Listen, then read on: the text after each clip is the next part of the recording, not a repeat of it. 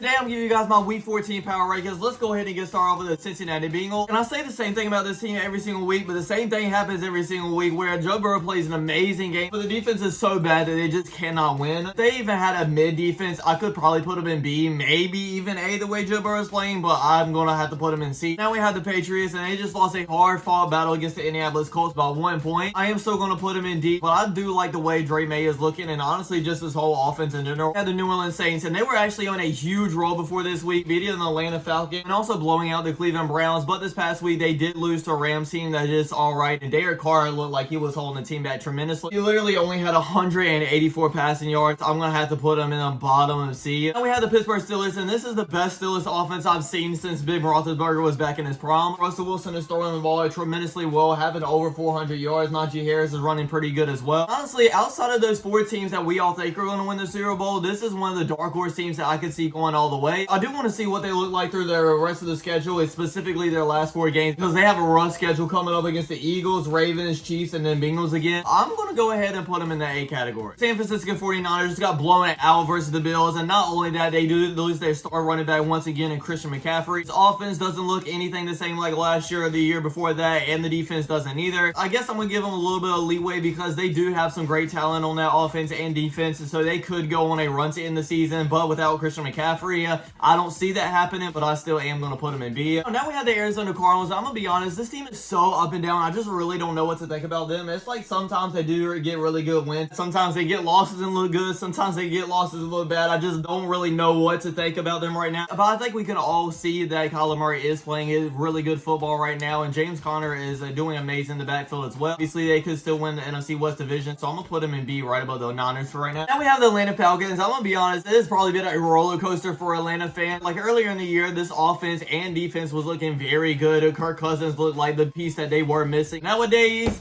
it doesn't look like that. Kirk Cousins is playing a terrible football right now. He just threw 4 interceptions against the Chargers. I know the Chargers defense is good, but you can't throw 4 interceptions. I still am going to put him in B because they are still in the playoffs right now and maybe could turn them around, but it's going to be towards the bottom of that tier. We have the Baltimore Ravens now, and for the longest time during these videos of this year, I've been putting them in that S tier because obviously everybody thinks that they're going to go to at least the AFC Championship game this year. But with all the upsets that other teams have been pulling off, like the Raiders, the Browns, and kind of even the Steelers, and then they lost to the Eagles this past week. So I am very close of putting him in that A category instead of S, but for right now, I'm still going to put him in S. We have the Buffalo Bills, and they are looking so dominant right now that I'm going to have to put them in S. I mean, they're on a 7-game winning streak, just beating the Kansas City Chiefs last week, and then the first and only L of the season. Next up is going to be my Carolina Panthers. I know we just lost 2 games in a row against the Kansas City Chiefs and the Tampa Bay Buccaneers, but we have been looking a lot better since Bryce Young has been benched, especially Bryce Young. I was at the game this past Sunday, and honestly, we should have won that, but I think we're getting a lot better, and we're just a couple pieces away from being a playoff team. I'm not going to put them in B because obviously we're still losing games, but I am going to move them in that C category right above the Saints. Next we have the Chicago Bears. I'm going to be honest, I don't know really what to think about them either because they're on a huge losing streak right now. Since they're firing their offensive coordinator, the past 3 games, they have been looking a lot better. Even though they lost to the Packers, Vikings, and Lions, these are really good teams, and they took it down to the wire. They should have beat the Packers if that field goal wouldn't have got blocked. They took the Minnesota Vikings in overtime, and they came back and almost beat the Detroit Lions by 3, and if Caleb Williams actually looked at the game clock, they might would have won as well. I don't think they're looking terrible, so I'm not going to put them in D. I can't really put them in B neither because they're on a 7-game losing streak, but I am going to put them in C. The Cleveland Browns and Denver Broncos I'm going to put in last because I'm recording this before the Monday Night Football game, so I have to go watch that before ending the video with those 2. Then we have the Dallas Cowboys, which I know they just got a win versus the Giants, but I mean, it is the Giants, so I'm not going to rate them too highly just because they beat one of the worst teams. I think I'm still going to put them in D. Then we have the Detroit Lions. I think everybody, including me, they think they're going to be the NFC champions and be in the Super Bowl as well, so I'm going to have to put them in the top of S. They're looking like one of the most completed offenses right now. I have the Tennessee Titans on next, and I'm going to go ahead and put them in D because obviously they're one of the worst teams in football right now. But with saying that, Will Levis has actually been looking a lot better these past few weeks and maybe end up saving his job at Tennessee. To be honest with you guys, I was struggling a little bit to buy all in on Green Bay because even though they had a good record early on in the season and still have a good record,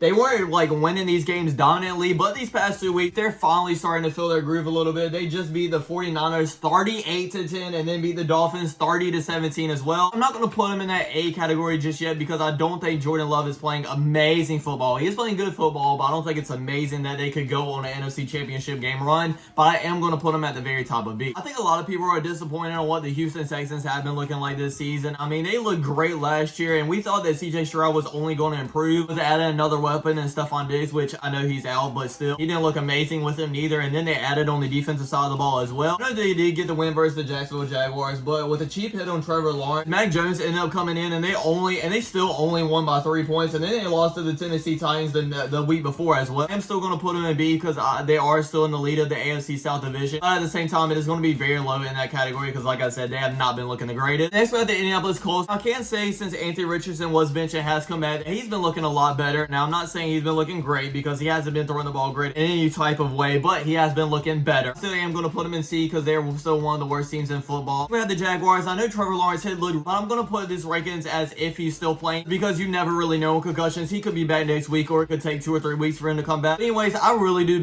feel bad for Trevor Lawrence because he was actually starting to look good, but now he got injured and has missed pretty much the past 3 games, so they've been looking a lot worse. Obviously, you're going to look a lot worse without Trevor Lawrence. I am going to put him in D. Next, we have the Kansas City Chiefs, 2-time reigning Super Bowl champion. I swear to God, this is one of the most luckiest, great teams I've ever saw. Honestly, right now, they should be on a 4-game losing streak. Should have lost to the Broncos and not blocking that field goal. They did lose to the Bills. They should have lost to the Panthers. And then this past week, they should have really lost to the Raiders. Even though it is luck, and they're not looking the best, they still are winning games, and I only lost 1 this year so far, so I'm still going to have to put them in S. I still probably am going to have to put them behind the Detroit Lions. And then we have the Rams, and like I said earlier in the year, when Puka Nacua and Cooper Kupp comes back, they have been looking like a better team, but also with saying that it just has been looking kind of underwhelming at times. I'm going to put them in B because they're obviously still in the playoff race and very close to winning that NFC West division. Then we have the LA Chargers, and let me just say, Harbaugh has changed his team around tremendously. I did think he would do it, but I thought it would take a couple years just because the roster is so depleted, but he is turning around automatically. And they've won 6 out of their last 8 games, only losing to the Ravens and Cardinals. I'm going to put them very high in that B category because honestly, if they get to that 7th seed, I could see them pulling off a big upset. Next is going to be the Miami Dolphins. I did think that they looked officially back once Tua Tagovailoa came back into the offense because they were looking a lot better. Now, they did just get blown out versus the Green Bay Packers, so I'm going to put them a lot further down than what I had them last week, but I still am going to put them in B. Now, we have the Minnesota Vikings. I know earlier in the year they were looking really good, and honestly they've only lost 2 games this whole entire season so far, but the past few weeks Sam Darnold and this whole Vikings offense just hasn't been looking amazing.